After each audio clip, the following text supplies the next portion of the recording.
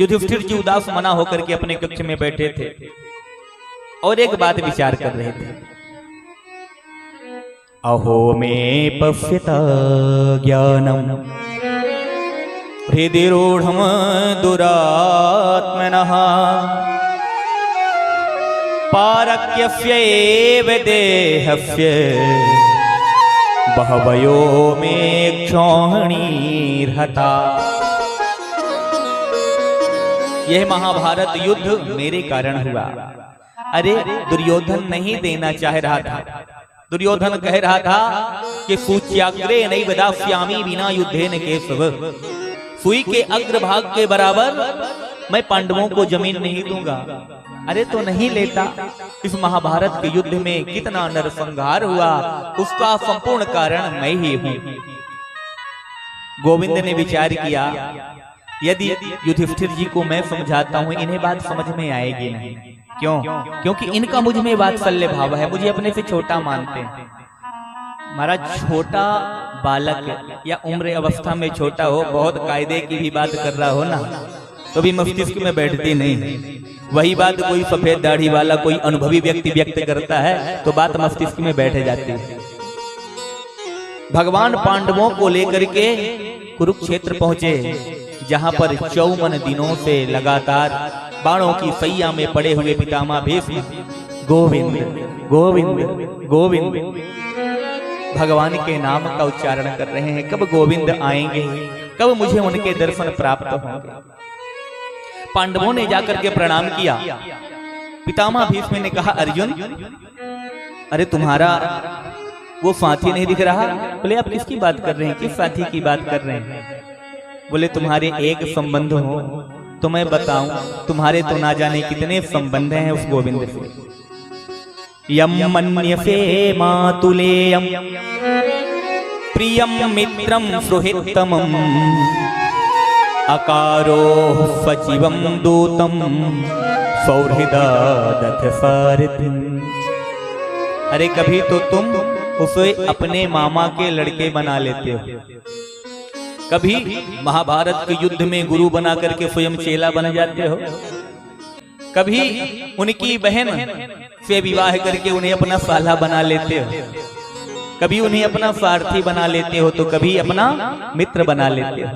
और वो सब कुछ बन जाता है सिर्फ इसलिए कि वो अपने भक्तों से प्रेम करता है। महाराज ठाकुर जी कुछ भी बनने को तैयार हैं, कोई उन्हें बनाने का प्रयास तो करे। हम लोग संसारियों से खूब संबंध जोड़ेंगे, लेकिन भगवान से संबंध जब जोड़ने की बात आती है ना, तो अपने पैर हम पीछे खींचने लग जाते हैं। भगवान तो कहते हैं मोहितो ही नाते अनेक मानियत जो भावे ज्यों त्यों तुलसी कृपा चरण शरण पावे। भगवान नाई बन गए, नाई भगत बने हैं। भक्तमाल में कथा है, हमारे गुरुदेव ने भी प्रेम वल्लरी में बड़ा सुंदर पद लिखा है। किस प्रकार से भगवान नाई बन करके एक राजा की सेवा करने पहुंच गए। त्रिलोचन जी महाराज, उनके यहाँ अंतर्यामी नाम से ठाकुर जी गए और वहां 5-6 महीने तक निरंतर सेवा करते रहे। ठाकुर तो बनने को तैयार बैठा है, कोई उसे बनाने का प्रयास तो करे। हम संसारियों से खूब प्रेम करते हैं, लेकिन भगवान से प्रेम नहीं करते। संसारियों की तो कहे कौन, हम अपनी निजी वस्तुओं से जितना प्रेम करते हैं भैया, उतना भी प्रेम भगवान से नहीं करते। हमारी कलम, हम अपने पेन से प्रेम करते हैं, अपने कपड़ों से खूब प्रेम करते हैं, यहाँ तक कि जूते चप्पलों से भी खूब प्रेम करते हैं। सच बताएं भैया, जितना प्रेम हम अपने जूते चप्पलों से भी करते हैं ना, अगर उतना प्रेम भी यदि ठाकुर जी से करने लग जाए तो ठाकुर जी प्रकट होने के लिए तैयार हैं। हम लोग मंदिर में जाते हैं और मंदिर में जाकर के भगवान से प्रार्थना करते हैं, प्रभु आप हमारे सब कुछ हो।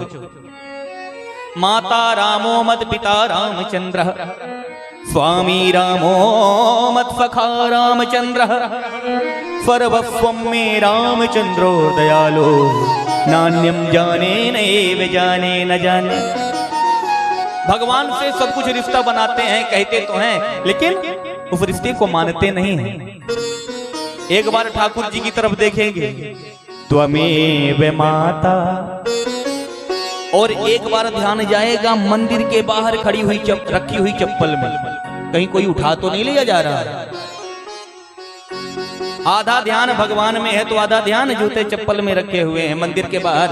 मैं चप्पल तो उतार करके आया हूं, लेकिन कोई ले तो नहीं जा रहा। तो वंदना कैसे करते हैं अपन लोग?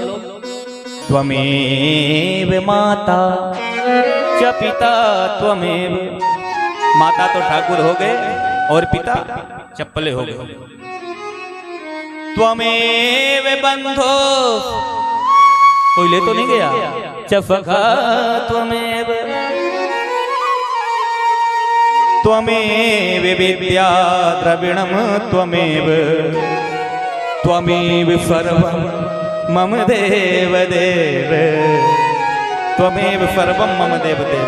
यथार्थ यही है कि हम सब कुछ उसको मानते हैं, यहाँ तो बस दिखावा मात्र कर रहे हैं। लेकिन ठाकुर दिखावा की भक्ति से नहीं रिझते भैया।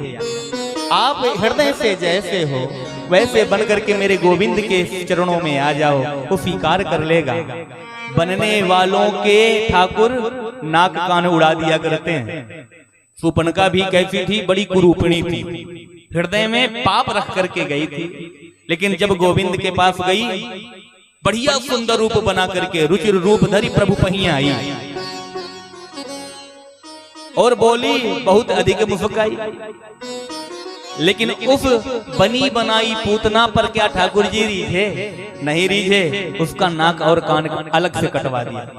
ऐसे लोगों की ऐसी दुर्दशा होती है।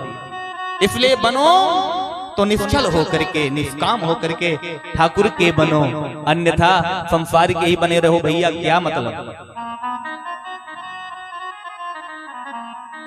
भगवान के द्वारा जो संबंध बनाए जाते हैं उन सारे संबंधों का सत्कार आदर भगवान करते हैं।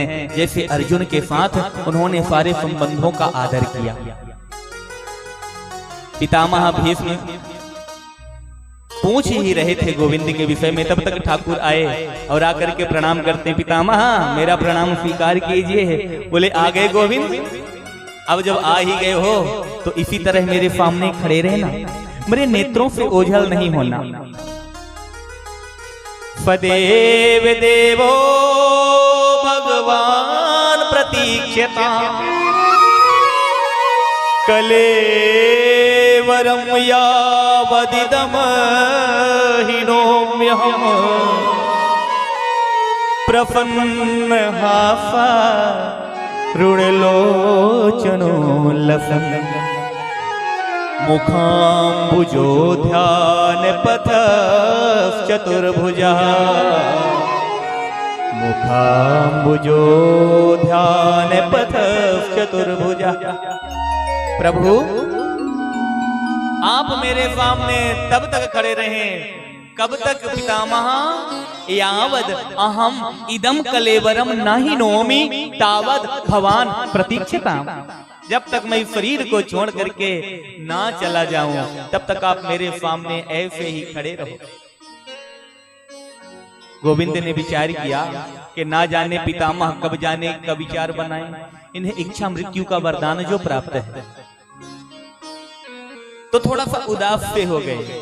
पितामह भीष्म ने कहा नहीं प्रभु ऐसे नहीं, प्रसन्न हासारुण लोचनोल्लसन, प्रसन्न मुद्रा में आप मेरे सम्मुख खड़े होइए। आपकी वही बाकी छटा मैं देखना चाहता हूँ। चिंता ना कीजिए, ज्यादा समय नहीं लगाऊंगा, जल्दी ही इस कलेवर को छोड़ करके चला जाऊंगा। भगवान ने कहा तो क्या शरीर छोड़ करके जाओगे आज ही? बोले सरकार ऐसा अवसर कौन व्यक्ति छोड़ता है? मेरे सम्मुख आप जैसा ठाकुर विराजमान हो, हर भक्त यही चाहता है और यही प्रार्थना करता है।